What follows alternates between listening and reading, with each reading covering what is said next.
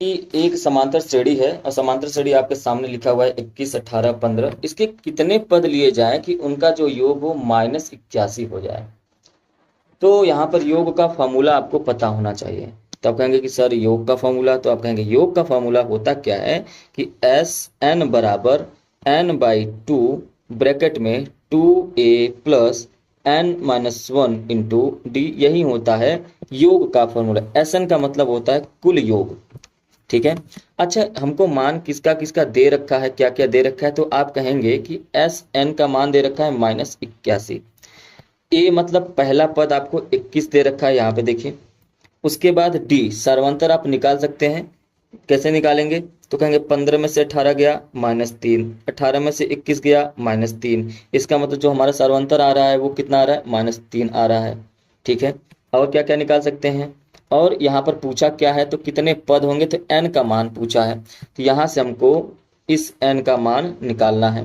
कोई बात नहीं है, जितना हमको पता है उतना इस पे रख देते हैं। सबसे पहले -81 बराबर n का मान नहीं पता तो n/2 ब्रैकेट में 2 × 21 प्लस n का मान नहीं पता है n-1 गुणे में -3 ब्रैकेट बंद।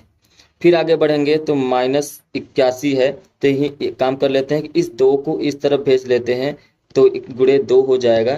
तो यहीं पर हम लोग कर लेते हैं -81 × 2 बराबर n ब्रैकेट में 21 दूना 42 प्लस अच्छा यहीं पर हम 3 का गुणा अंदर भी कर लेते हैं, है ना। 3 का गुणा अंदर कर लेंगे तो चीजें आसान हो जाएंगी। तो अंदर गुणा करेंगे तो -3 का गुणा n में करेंगे तो -3n, माइनस माइनस प्लस हो जाएगा, +3 हो जाएगा, ये हो गया माइनस। 81 में 2 का गुणा करेंगे तो कितना है, 2 एकम 2, सॉरी 2 एकम 2 और 8 दूनी 16 हो जाएगा माइनस में, बराबर n का गुणा आप अंदर कर दीजिए। 42 और 3 को आप जोड़ देंगे, है ना। 42 और 3 को आप क्या करेंगे, जोड़ देंगे। तो n का गुणा आप अंदर करेंगे, तो पहले एक लाइन बढ़ा लेते हैं। 42 3 क्या होगा, 45 -3n -162 बराबर क्या हो जाएगा, 45n -3n²। यहाँ से हमारा बनेगा द्विघात समीकरण। तो -3n² -45n -162 बराबर में 0। हमने क्या किया कि 45n और -3n² उठाकर इस तरफ लेके आए, इसलिए ये माइनस में जो था वो प्लस में हो गया, ये जो प्लस में था वो माइनस में हो गया, और -162 अपनी जगह पे ही है। इस तरफ जब कुछ नहीं बचा तो हमने क्या कर दिया, 0 कर दिया। ठीक है।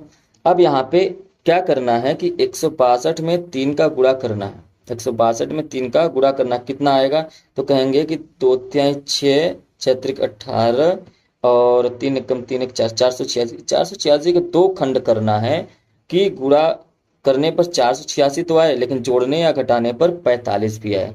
तो ये है 54 और 9 का, 54 और 9 का। ठीक है। तो यहाँ पे हम लोग सॉल्व कर लेते हैं। 3n² -45 के जगह पे आप लिखेंगे, क्या लिखेंगे, 54 + 9, सॉरी 54 - 9, एक 54 - 9 और n -162 बराबर 0। तो ये हो जाएगा 3n² -54n + 9n -162 बराबर 0। ये हो जाएगा। अब यहाँ से 3n कॉमन ले लीजिए, तो आगे यहाँ पे सॉल्व कर लेते हैं, एक लाइन बना लेते हैं। तो 3n अगर आप कॉमन लें, 3n कॉमन लेंगे तो बचेगा कितना, कहेंगे n -18, और इधर से +9 कॉमन ले लीजिए तो बचेगा n -18 बराबर 0। तो ये n -18 दोनों जगह से हम कॉमन ले सकते हैं, 3n + 9 बराबर 0 हो जाएगा। अब यहाँ से n -18 बराबर 0, 3n + 9 बराबर 0 हो जाएगा। दोनों को n का मान निकालेंगे, n बराबर 18 हो जाएगा, और इधर से 3n बराबर -9, n बराबर -9/3, n बराबर -3 त्रिका 9 -3 आएगा। तो माइनस का मान तो संभव नहीं है, माइनस का मान संभव नहीं है। क्यों, क्योंकि ये सभी के सभी कहाँ पे जा रहे हैं, प्लस में, और इतने भी कम नंबर नहीं है, है ना, कि उनका योग -81 हो तो जाए लेकिन वो माइनस में चले जाए। इसलिए n का जो मान होगा वो क्या आ जाएगा, 18, मतलब 18वां पद ही माइनस में हो ही नहीं सकता। तो n का मान क्या आ जाएगा, 18 हो जाएगा। तो आप कहेंगे कि इसका जो आंसर होगा वो n बराबर 18 हो जाएगा।